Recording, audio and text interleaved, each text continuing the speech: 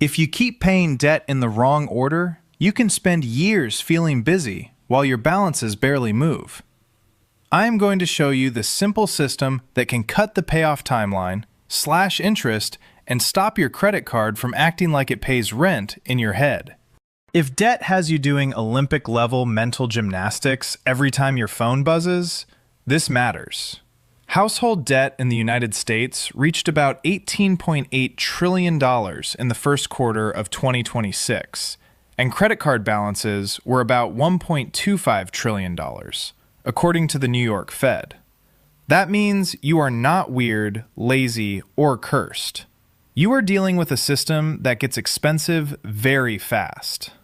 The good news is that a few smart moves can change the whole game. Here is the plan. First, I will show you why most debt payoff plans fail. Then, I will give you the math so this stops feeling like financial fog. Then, I will show you the exact system to organize your debt, build momentum, and get out faster without living on sadness and plain rice forever. Disclaimer. This content is for educational and entertainment purposes only, and is not financial, legal, or tax advice. Investing involves risk, including loss of principal. Consider your goals, time horizon, and risk tolerance before investing. Speak with a certified financial advisor to help you develop a customized plan.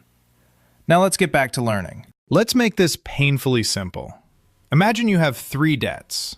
Card A is $1,000 at 29% interest. Card B is $4,000 at 22% interest. Personal loan C is $7,000 at 9% interest. Minimum payments total $310 a month. You can afford an extra $400 on top of that. Most people do one of 3 things. They pay a little extra on everything, which feels productive but moves like a turtle in a traffic jam. They attack the smallest debt first for motivation, or they attack the highest interest debt first to save money.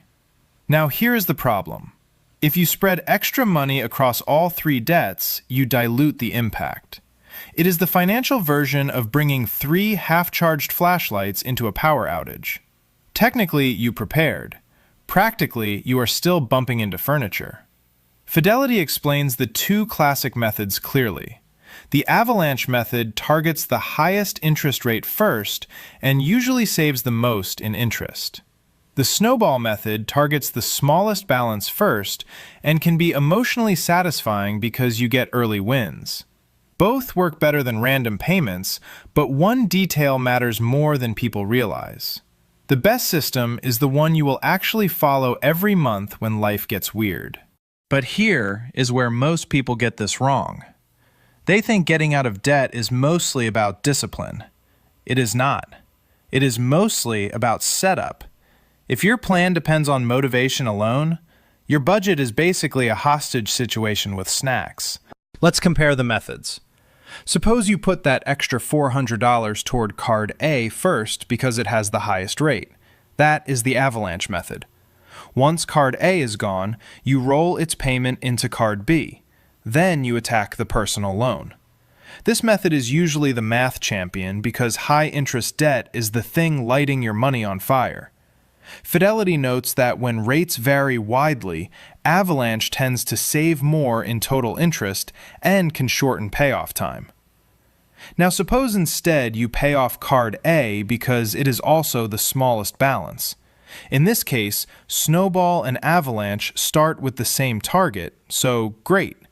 But what if the smallest balance were a low-interest store card and your ugly 29% credit card was bigger? Then Snowball may still help you stick with the plan, but it can cost more over time. That trade-off is real. And now we need to talk about the minimum payment trap, because this is where debt turns into a long-running subscription you never wanted. The Consumer Financial Protection Bureau warns that paying only the minimum means it can take much longer to pay off a credit card balance and cost much more overall. Translation? Minimum payments are not a strategy. They are a survival mode button. Take a rough example. A $5,000 credit card balance at 22% interest can rack up about $91 in interest in the first month alone. If your minimum payment is around $100, almost all of that goes to interest. Your principal barely moves. You are basically tossing dollars into a leaf blower pointed at your future. This is also why people feel like they are trying hard and still going nowhere. They are not failing. The math is just rude. Add in rising delinquency pressure and elevated financial stress, and the emotional side gets heavy fast. The NFCC reported financial stress readings around 6.6 in 2025, with consumers facing persistent strain from debt and affordability pressures. So if debt has been stealing your peace, that reaction is understandable. It does not mean you cannot fix it. Now here is the part nobody talks about, and it is the reason most people end up back in debt after paying some off. If you throw every spare dollar at debt with zero cash buffer, one car repair or surprise medical bill can send you right back to the credit card like it is a toxic ex who still has your hoodie. So here's the system that actually works. Step 1. Stop the bleeding. Make minimum payments on every debt and stop adding new balances. If a card is in your wallet and still getting swiped for takeout and mystery Target purchases, it is not a payoff plan. It is performance art. Step 2.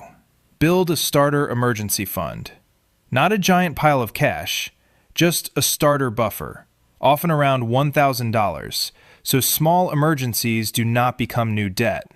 Fidelity recommends building emergency savings while also tackling debt with a goal of eventually reaching 3 to 6 months of essential expenses.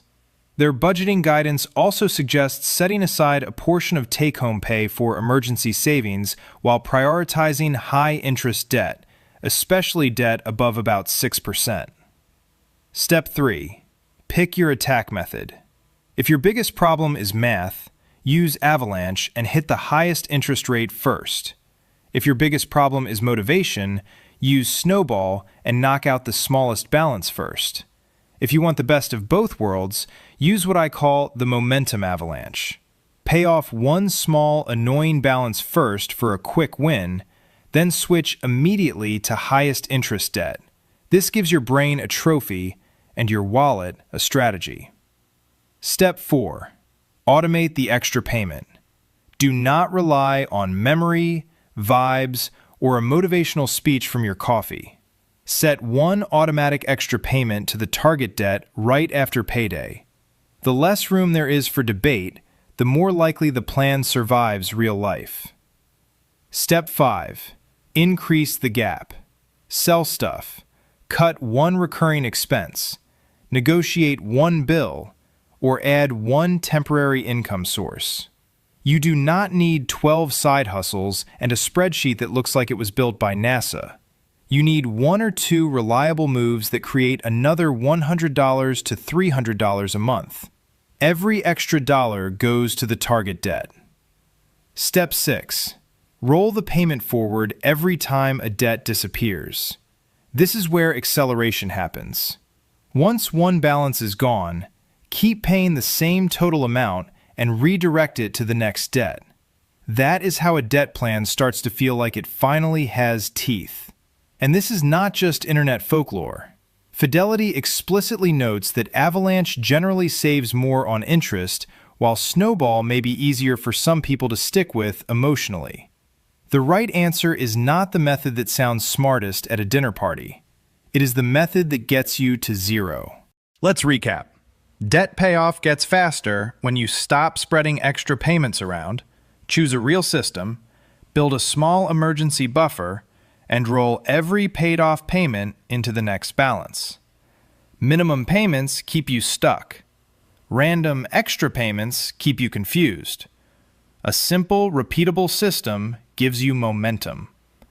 If you remember nothing else, remember this.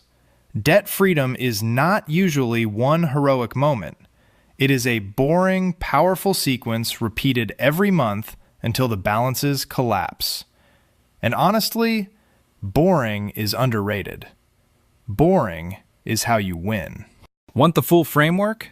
Check out my book, The Wealth Basics, a practical guide to investing and building generational wealth. The stuff we should have learned in high school. Available on Amazon. If this video helped you, please like, share, subscribe, and hit the notification bell to keep your wealth building journey going. Watch the next video shown on screen, where I'll walk you through